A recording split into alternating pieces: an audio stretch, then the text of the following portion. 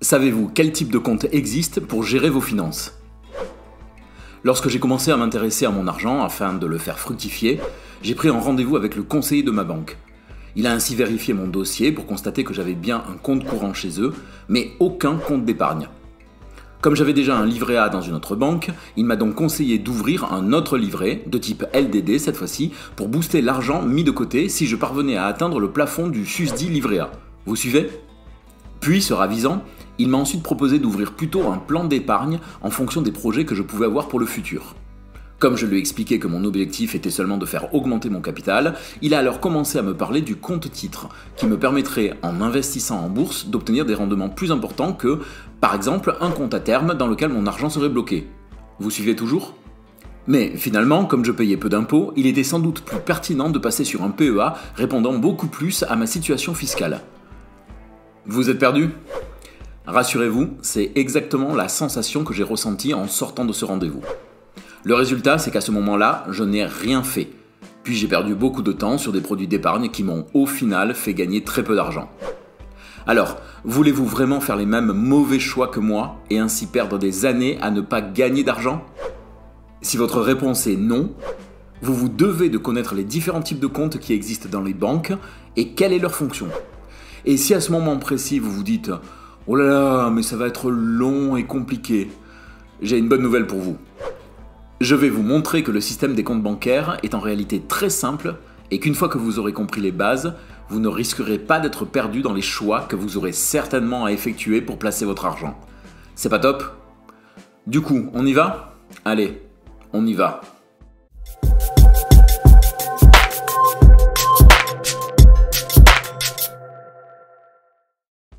Bonjour et bienvenue sur 1, 2, 3 Richesses, la chaîne qui vous apprend à gérer votre argent et le faire fructifier, même si vous n'y connaissez rien et même si vous avez peu de moyens. Avec mon ami Le Cube, c'est moi. Nous vous montrons toutes les étapes qui vous permettront de reprendre complètement en main vos finances afin de vous préparer sereinement à investir et ainsi vous créer des revenus complémentaires. D'ailleurs, l'une des étapes clés qui m'a amené à investir mon argent a été le moment où j'ai enfin compris le fonctionnement des différents comptes bancaires et la façon dont les banques vous rendent captifs d'un système qui n'est absolument pas à votre avantage. En d'autres termes, le banquier n'est pas votre ami. Exact. Après cette prise de conscience, a suivi une grosse restructuration de mes finances qui ont entraîné les premiers vrais gains d'argent. Et j'espère que cet épisode vous amènera au même résultat. Dans cette vidéo, nous allons donc voir un panorama des 3 grands types de comptes qu'une banque peut vous proposer, le détail des différents comptes bancaires avec leur utilité, leurs avantages et leurs inconvénients, mais surtout, en fin de vidéo, nous aborderons le critère fondamental qui vous permettra de connaître instantanément l'utilisation que vous pouvez faire de tel ou tel type de compte. Mais juste avant, si vous êtes nouveau, nous allons vous demander de vous abonner. Ça vous permettra de ne pas manquer un seul épisode et ainsi, semaine après semaine, au travers de nos vidéos, d'affiner la gestion de vos finances. Et maintenant que c'est fait, enfin j'espère, démarrons avec un panorama simple, mais pas simpliste, des grands types de comptes en banque. Lorsque l'on commence à parcourir les propositions des banques en matière de comptes, on a très vite l'impression qu'il en existe une infinité. Compte de dépôt, compte joint, compte à terme, compte épargne, plan d'épargne, compte sur livret, livret d'épargne... Merci Le Cube, je crois qu'on a compris. Qui plus est, lorsqu'on entre un peu plus dans les détails, par exemple pour voir les possibilités de faire fructifier notre argent, on arpente alors un véritable labyrinthe où chaque embranchement renvoie à un autre embranchement. Si votre livret A atteint son plafond, vous pouvez opter pour un LDD ou un LEP en fonction du montant de vos revenus. Mais si vous avez des projets d'achat immobilier, commencez plutôt par un compte épargne logement, que vous pourrez ensuite compléter par un plan d'épargne logement. Et je peux continuer comme ça pendant très longtemps. Pour autant, même si certaines de ces offres ont leurs avantages et peuvent répondre à certains cas, elles n'existent avant tout que pour une seule raison. Laissez votre argent captif de la banque dans laquelle vous avez vos comptes. Comme on l'a déjà dit, le banquier n'est pas votre ami. Effectivement, si vous comptez sur votre banque pour gagner de l'argent, je veux dire gagner vraiment de l'argent, eh bien vous pourrez attendre longtemps car ce n'est pas son objectif. Je sais que ça risque de vous choquer, mais une banque ne s'intéresse à vous que pour une seule chose. Vous proposez des crédits car c'est le moyen principal qui lui permet, elle, de gagner de l'argent. Tu forces un peu le trait, non? Eh bien, pas tant que ça. Mais nous le verrons dans l'épisode concernant le fonctionnement des banques. Mais revenons à nos moutons. En soi, fondamentalement, il n'y a que 3 types de comptes qu'une banque puisse vous proposer. Les comptes de dépôt, les comptes d'épargne, les comptes d'investissement. C'est tout? Eh oui. Mais dans ces 3 catégories, les banques vont proposer des produits censés s'adapter aux situations de chacun, ainsi qu'aux cas particuliers découlant des contraintes réglementaires diverses. D'où la profusion de propositions. Du coup, j'imagine qu'on va voir chacun des ensembles dans le détail? Tu as tout compris. Mais tu vas voir qu'au final, il n'y a rien de bien compliqué. Le compte de dépôt correspond tout simplement à ce que l'on appelle communément le compte courant, c'est-à-dire le compte bancaire de base. Son principe est simple. Il permet de réaliser l'ensemble des mouvements de base pour ses propres liquidités. Entrée d'argent, sortie d'argent et transfert d'argent d'un compte à un autre. C'est un peu le nœud central du système financier personnel. Tu ne crois pas si bien dire. On peut le considérer comme une forme de hub financier. L'argent est immédiatement disponible et les risques sont quasi nuls, à part faillite de la banque et encore. La garantie des dépôts protège le détenteur du compte jusqu'à un certain montant. Le compte de dépôt va être lié à un ensemble de services pour faciliter sa gestion, comme le relevé de compte, les paiements avec la carte bancaire et le chéquier, mais aussi prévenir les accidents financiers pouvant subvenir avec l'autorisation de découvert par exemple, qui n'est absolument pas une obligation d'ailleurs. Globalement, pour les personnes physiques, le compte de dépôt se retrouve sous 3 formes. Le compte individuel qui est détenu par un seul individu, le compte joint où plusieurs personnes, et pas uniquement des conjoints, peuvent être titulaires et co-titulaires du compte et donc l'utiliser. Le compte indivis, qui est un peu la même chose que le compte joint, mais où il est nécessaire d'avoir l'accord de tous les titulaires pour chaque opération bancaire. Légalement, il n'est absolument pas obligatoire d'avoir un compte bancaire. En pratique, ne pas en avoir va vous compliquer sérieusement la vie. Tout à fait exact. De la même manière, et contrairement à ce qu'on croit, rien ne vous empêche d'avoir un compte à l'étranger, en Suisse par exemple. Par contre, il est obligatoire de déclarer tout compte détenu à l'étranger à l'administration fiscale. Quoi qu'il en soit, comme nous l'avons dit, le compte de dépôt est la pierre centrale nécessaire à la gestion de son argent. Après cela, on trouve le vaste ensemble des comptes d'épargne. Pour rappel, l'épargne, c'est l'argent qui n'est pas employé à la consommation et que l'on va mettre de côté. Il s'agit donc d'une absence de consommation. Mais comme la valeur de l'argent change graduellement avec le temps, en d'autres termes, la même somme d'argent ne permettra pas d'acheter la même quantité d'un bien en fonction du passage du temps. Les organismes financiers proposent différents outils de placement qui permettent de conserver cette valeur par une rémunération de l'argent qui n'est pas utilisé, ce que l'on appelle communément les intérêts. Et c'est donc ces outils financiers qui forment la catégorie compte d'épargne ? Exactement. Ce sont des produits de placement de l'épargne dont le rendement devrait, je dis bien devrait, permettre la conservation de la valeur de l'argent mis de côté. Et j'imagine que ça va être l'ensemble le plus compliqué, vu le nombre d'appellations et d'outils financiers proposés. Eh bien non, justement, c'est tout le contraire. Comment ça ? Eh bien, parce que dans cette catégorie, les termes utilisés ne sont que des appellations différentes d'outils qui fonctionnent tous de la même façon.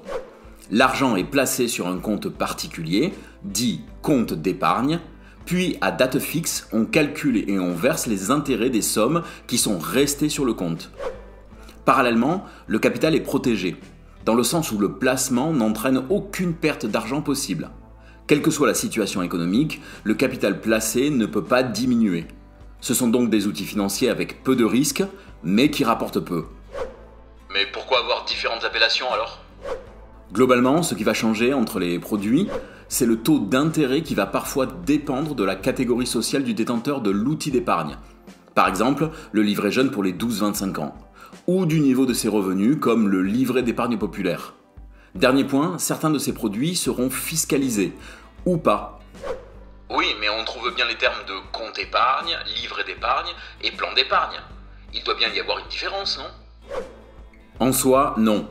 Le terme de compte épargne désigne l'ensemble des outils d'épargne, que ce soit des livrets ou des plans d'épargne. Le compte épargne est un compte qui n'est pas lié à un moyen de retrait ou de paiement, donc ni carte ni chéquier. L'accès à l'argent est donc indirect, dans le sens où pour utiliser l'argent d'un compte épargne, il faut d'abord faire un virement de la somme vers son propre compte de dépôt. Donc mon livret A, mon livret d'épargne populaire ou mon plan d'épargne logement sont des comptes d'épargne. Voilà. Le terme de livret est issu de l'ère pré-informatique, où l'on utilisait un véritable livret papier pour inscrire chaque opération effectuée, retrait ou dépôt. Les livrets en eux-mêmes n'existent plus, mais le terme est resté. Et pour les plans d'épargne? Eh bien, il s'agit d'une appellation pour l'épargne dont l'objectif est dédié. En général, l'utilisation de l'épargne pour l'objectif prévu permet de bénéficier d'avantages spécifiques. Par exemple, le plan d'épargne logement permet d'obtenir des prêts à taux avantageux dont le montant va varier en fonction de la somme qui a été mise de côté. Ah oui. Donc quelque part, on peut oublier les noms des différents produits et s'intéresser uniquement à leur taux de rémunération, le fait qu'ils soient assujettis à des impôts ou des prélèvements sociaux, et aux avantages qu'ils peuvent apporter en fonction de l'objectif qu'on a. Voilà. Et les comptes à terme, ce sont des comptes d'épargne aussi? Eh bien oui. C'est le même fonctionnement que pour tous les autres comptes d'épargne. La différence se situe dans le fait que l'argent est bloqué. Enfin, quand je dis bloqué, c'est surtout que les intérêts ne seront versés que si tu laisses l'argent sur le compte, sans le toucher durant le temps prévu par le contrat. Et si je veux récupérer mon argent avant? Tu peux, mais dans ce cas-là, le contrat est rompu et les intérêts ne seront pas versés. Bon, après les comptes de dépôt et les comptes d'épargne, il nous reste à voir la catégorie des comptes d'investissement. Investir, c'est acheter des actifs qui produiront eux-mêmes des gains ou des rendements. Les comptes d'investissement rassemblent donc tous les outils financiers permettant d'acheter ces actifs. Logique.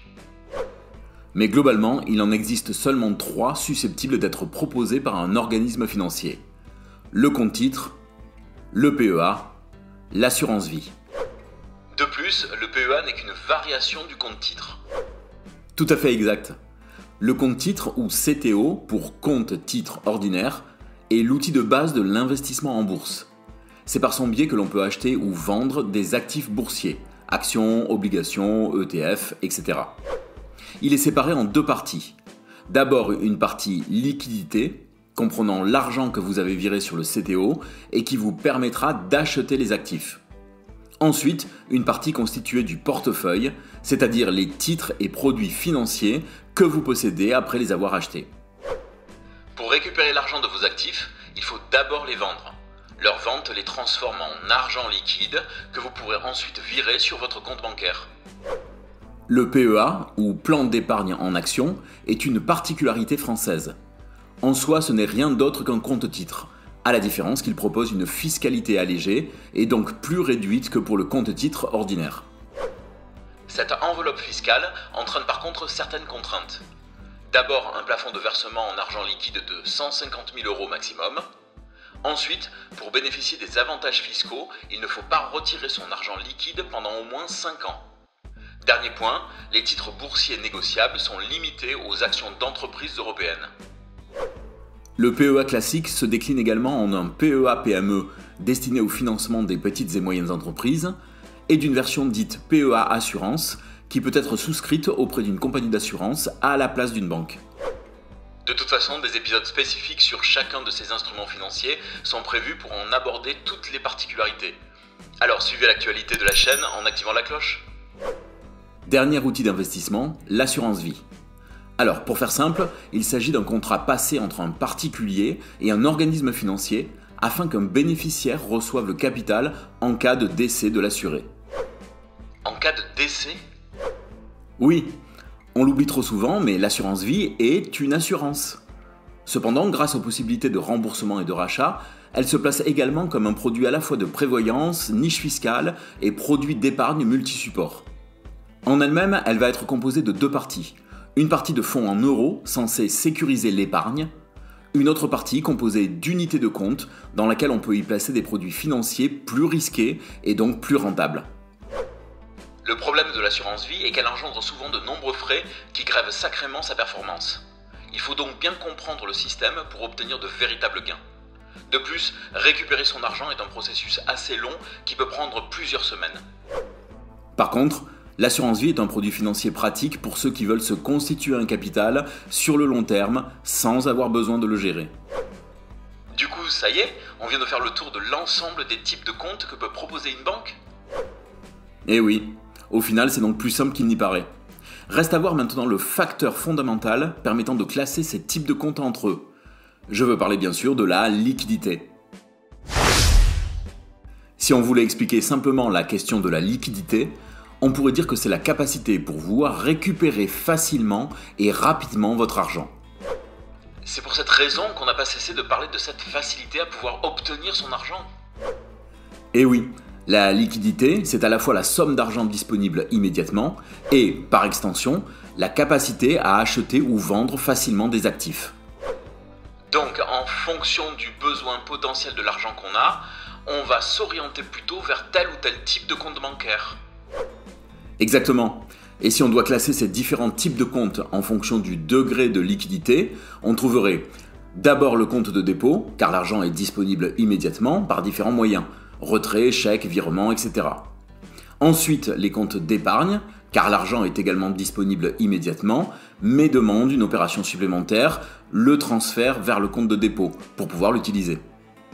Puis les comptes d'investissement de type CTO ou PEA, car ici il faut d'abord vendre les actifs pour obtenir la contrepartie en argent avant de la transférer vers le compte courant. Enfin, l'assurance vie, car l'opération de vente des titres peut prendre jusqu'à plusieurs semaines avant d'être exécutée. Ah, d'accord. C'est l'un des premiers éléments dont on va tenir compte pour l'utilisation de son argent alors. Effectivement, et c'est aussi l'aspect de l'investissement qui est souvent mal pris en compte par ceux qui veulent placer leur argent. On regarde avant tout la rentabilité et on en oublie la question de la liquidité. Et le jour où l'on a besoin de récupérer son argent, on se retrouve alors bloqué parce qu'on a complètement mis de côté cet aspect. D'ailleurs, dites-nous en commentaire si vous avez déjà tenu compte de cette question de liquidité lors du choix des outils financiers que vous utilisez. De toute façon, nous reviendrons plus en détail, dans une autre vidéo, sur cet aspect qu'il est important de maîtriser pour faire fructifier sereinement son argent. En attendant, merci d'avoir regardé cette vidéo jusqu'au bout. Si vous ne l'avez pas encore fait, n'oubliez pas de vous abonner pour suivre tous les épisodes de la chaîne. Et comme d'habitude, vous pouvez compléter le contenu de cet épisode par les articles du blog qui lui sont liés. En attendant, on se dit à bientôt pour une nouvelle vidéo. On dit ça ? Allez, on dit ça.